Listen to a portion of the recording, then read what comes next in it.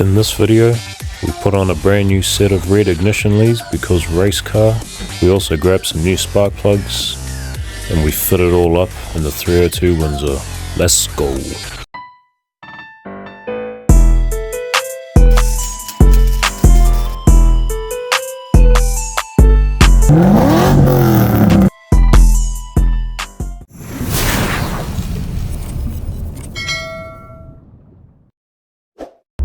What's up YouTube? Back in today for another video. What are we doing today? We're going to get into some more work on the latest addition to the fleet, the LTD.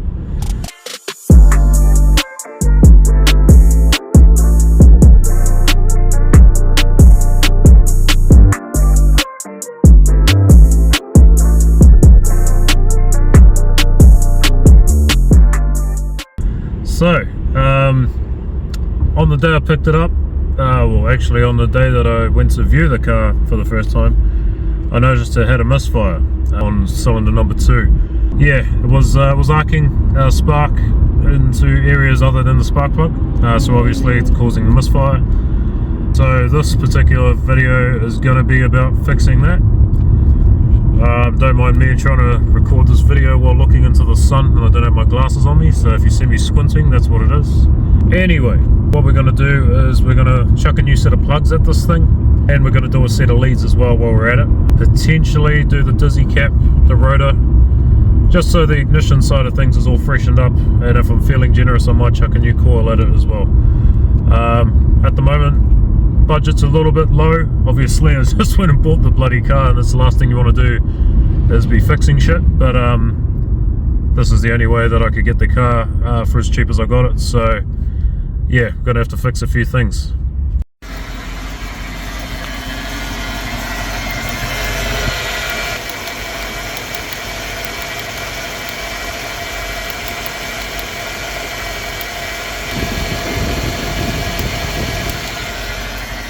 So that's not ideal. We're on the way out to the airport area. We'll go drop into our favourite local speed shop, STA Parts or Star Parts, whichever way you want to call it. And yeah, we'll go and grab some bits and pieces. Definitely going to need some spark plugs, so I'll go and grab a fresh set of NGKs.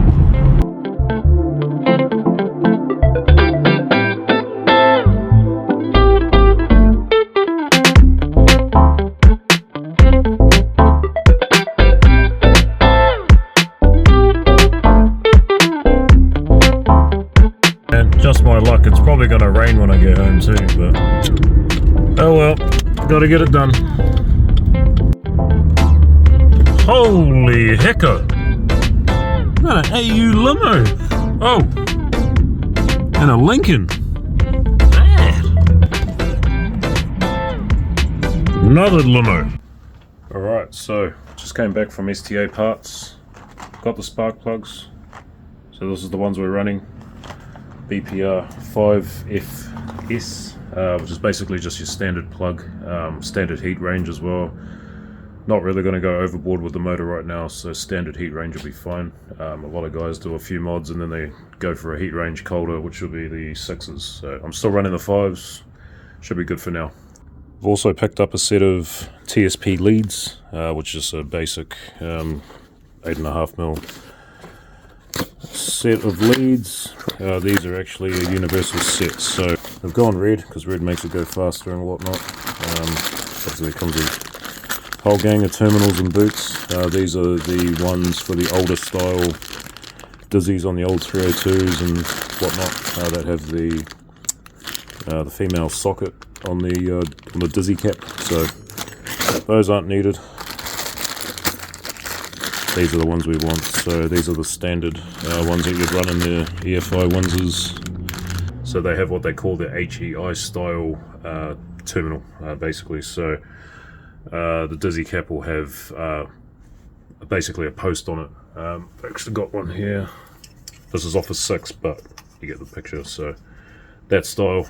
So yeah, we'll get these things cut to length. I'll show you the process. It's not overly difficult. I've done it a couple of times, but this time around I'm using a different crimping tool. So in previous times I've done leads this way, where you cut to length, you crimp your own terminal.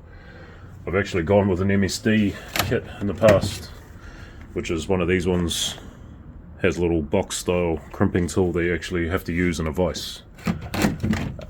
I was going to say they're rubbish, they're not. They actually work really well, but they're just more time consuming. It's nice to have a crimp tool that's the plier style, way easier, and you've got all your provisions on the die for cutting, stripping and crimping all in one. So nice and easy, makes it more efficient.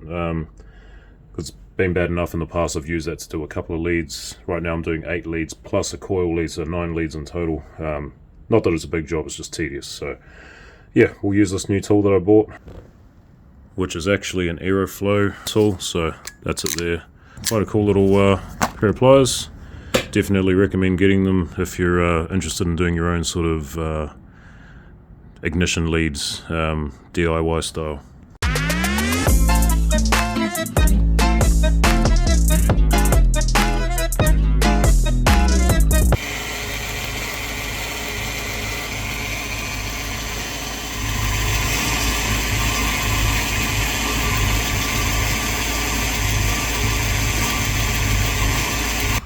This gets better and better. Look at this. Like seriously, what the hell, bruh? Someone been chewing on this. Oh my goodness. So yeah, some interesting findings. This is the plug off number 2. If you can just make out those are little hairline cracks. So yeah, that was basically where the spark was arcing from. This lead was on cylinder number 4, and they should not look like that where you can see into the core of the ignition lead, so that's no good. And there was also an ignition lead on number 6 that wasn't actually plugged all the way onto the spark plug, so that was looking a lot like what this one was. A lot of whitish powder residue left in there. So yeah, whoever did this job, nice work, idiot. Alright, so we're on to the next day, because it absolutely pissed down last night with rain. So today we're going to get these leads sorted. Like I was saying, I'm going to have to crimp all the ends, because right now that's the end that needs a terminal crimped on. So we'll cut them down to length, we'll crimp the terminals on, get them all fitted up, and then we'll start diving into some of the other things that need attention.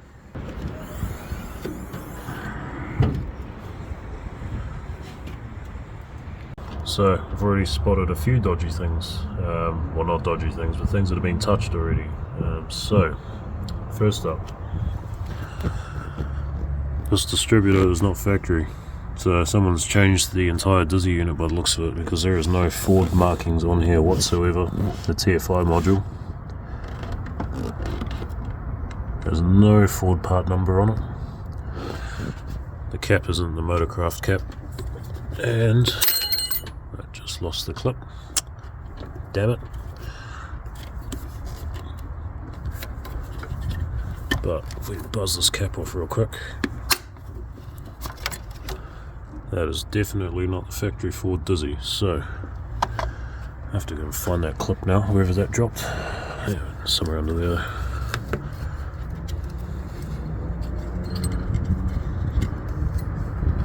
There we go. Save that for later. Anyway, so not the factory Dizzy, not the factory leads. I'm looking down here. I did see some invoices that say that the drive belt had been changed, which it has. I was just looking at where that belt is, and then I noticed this being dangerously close to the water pump pulley. So it's not touching at the moment, but I guess next time I do anything on the front of this car, I'm gonna remove that bolt and put the right bolt in there, because that is pretty dodgy. The other dodgy thing I found is that this doesn't actually have a timing pointer.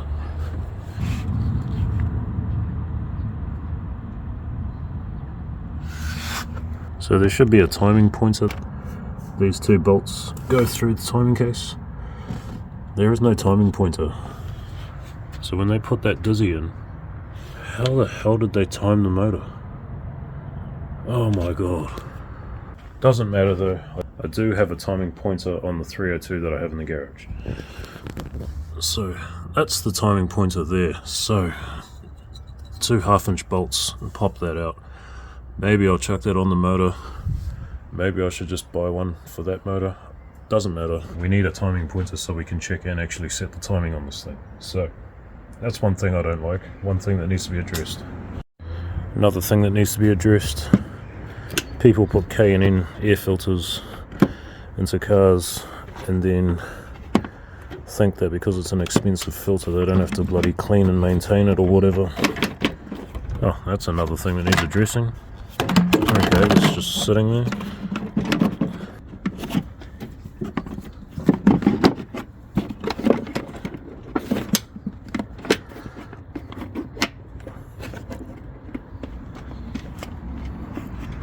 So, no doubt this thing's probably never been cleaned in the life that it's been in there.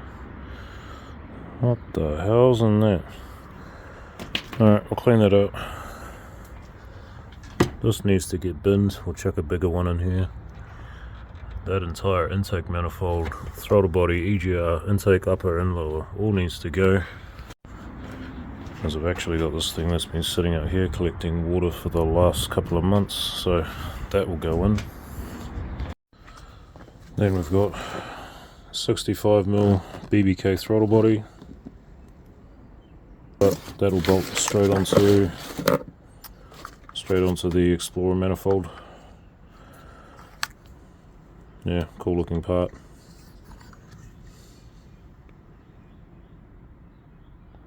Ooh. So yeah, this should do the trick. Whoop, whoop. Obviously we're going to be doing headers and exhaust on this, like I alluded to in the last video. So obviously on this 302 Windsor that I've got on the stand. It's got the GT style shorty headers, 4x1s. Because yeah, we need to get rid of these headers, man, like seriously. What the hell kind of bend is that? Look at this thing. Look at the crush. Whoa! Look at the twist on that.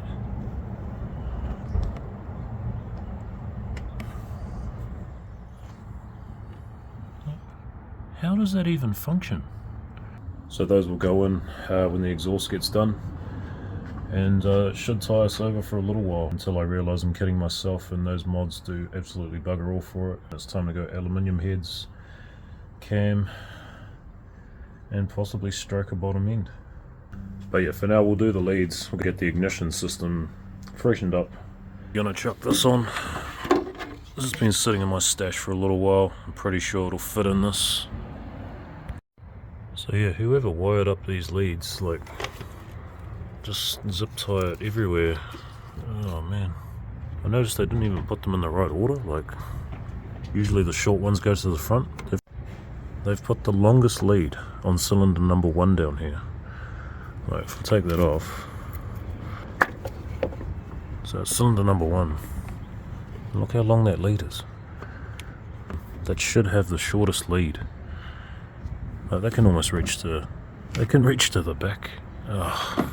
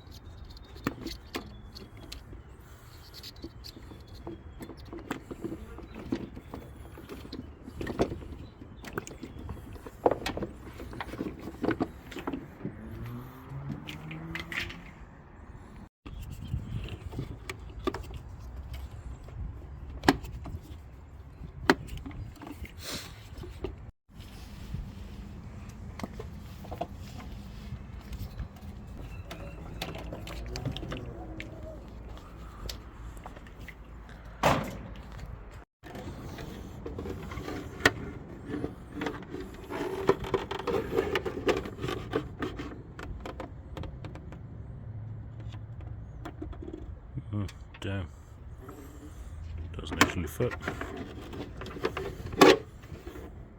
Oh well, we're not fitting that then.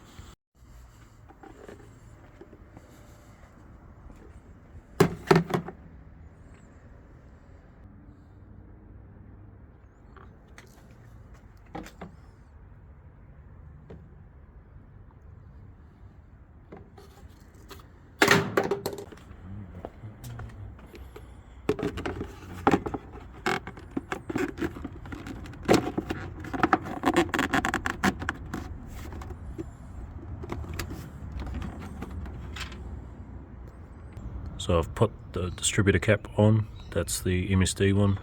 What we'll move and do now is 1, 2, 3, 4 spark plugs on this side.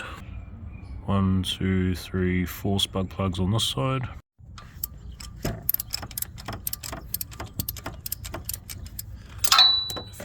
If you haven't got one of these ratchets with a flexible head and the angled handle, these things are worth their weight in gold, man. Definitely handy. Holy shit. Definitely come in handy when you're doing spark plugs on an E-Series or any 302 for that matter.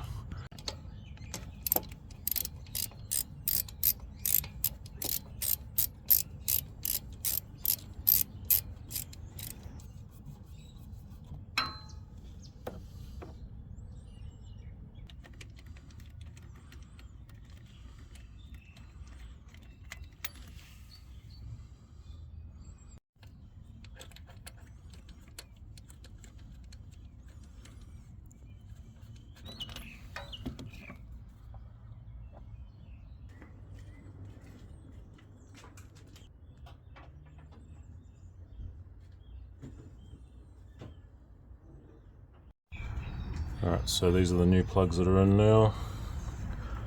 I've gapped these to 1.4mm, which is the stock. The plugs that came out of it were around the 1.5, 1.6 mark, so yeah, just go and chuck the plugs on this side. Alright, so I've got all the leads lined up from the 302 in the garage, and I've got all the new leads lined up, and they're all way longer, so I'm gonna have to cut them down quite a lot.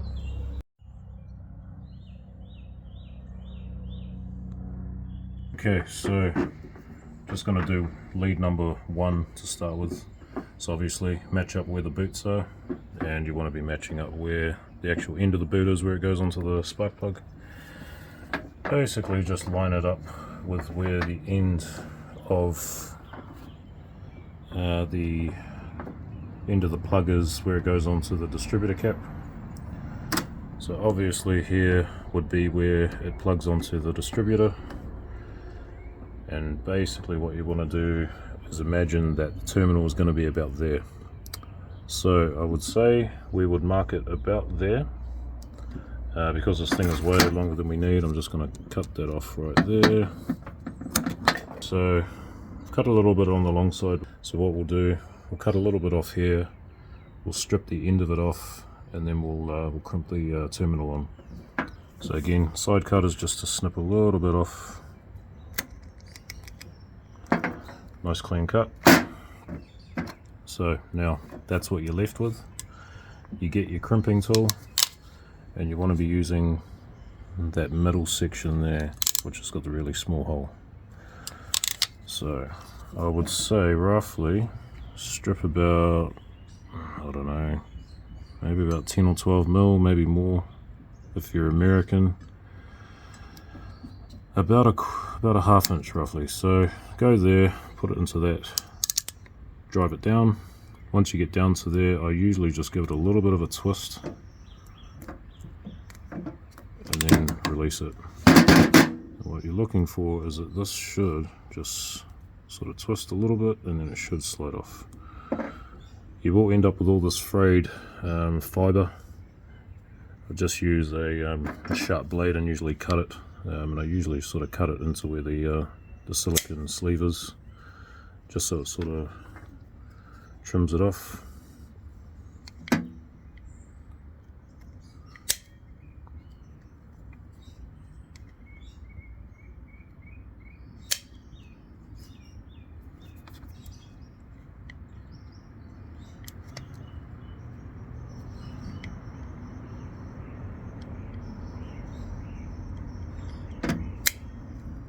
Something like that should be fine. Okay, so what you want to do now is get your terminal. Now, depending on the kit, you might have different terminals. This one in particular is just the normal one where you fold the core wire under the silicon, or behind the end of the lead, and just fold it underneath so that the terminal slips over the top and connects it that way, and then you basically crimp that entire section. There is other ones where there's a separate terminal section here that needs to be crimped after the actual crimp on the outer sleeve. So this one in particular, we're going to have to loop that backwards like that. This will then sit over that. I usually go a little bit further past the end of where that terminal lip ends, just so you're guaranteed that that is actually going to crimp into the sleeve and it's not going to pull away from it very easily. The other thing that is recommended by MSD at least is to not fold this hard up against the end. They do recommend leaving a little bit of a gap there, so I usually just follow that. Slip that over. Hopefully this is all coming out good on the camera. And then basically what you want to do is crimp using the last section, which is this section here. So you'll see it has a bit of a profile to it, so the top side is rounded and the bottom has like a heart shape, or the top side of a heart shape. So that heart shape top piece, or bottom piece, sorry, will go in line with the top of the terminal. So that'll go on effectively in that orientation. And if you want to, you can sort of squeeze this together a little bit.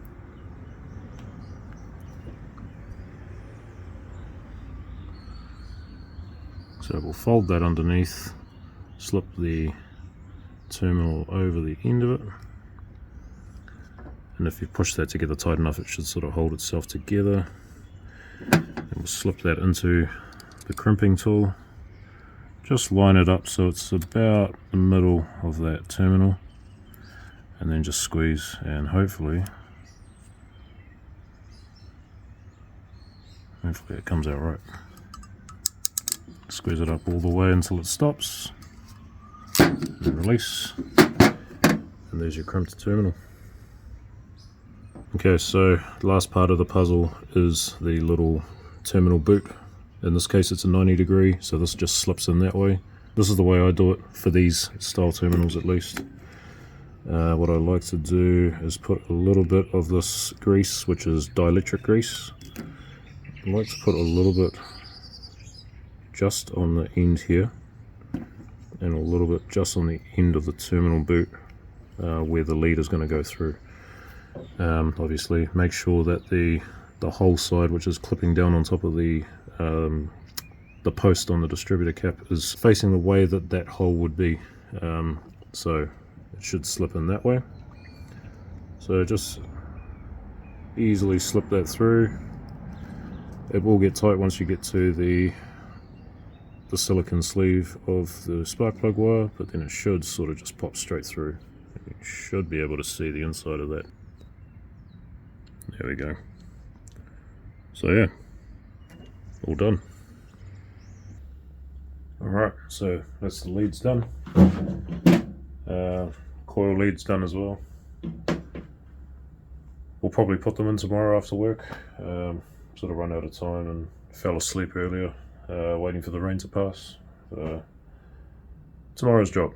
But nice and easy. At least all the leads are all done. I've actually put all the little numbers on the ends of the leads as well,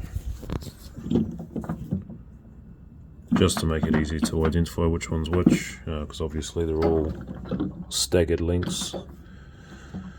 But yeah, actually turned out pretty good, I think. Hopefully they all work. Okay, just got home. It's Monday. Let's go get the leads put on this bloody LTD, because we've wasted enough time already. So leads are all done. Chuck these in. Hopefully it's running on all 8 again, and yeah, that'll be the end of our misfiring issues. Number 1, number 3. number 7, number 2, number 6, number 5, number 4, and finally number 8.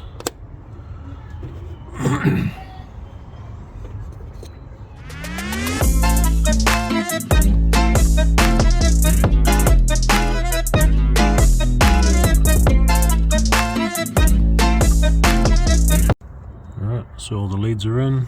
I've also done the little fiberglass heat protective boots, or the boot covers, which I usually do on most of my cars anyway. Not for any particular reason other than it's yeah, just protects them a little bit from the heat, especially when they're so close to the headers.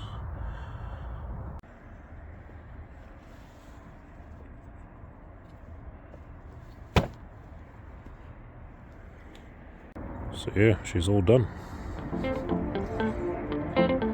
Alright, so test drive. All good. No misfires. Actually feels like it's picked up a bit of power again.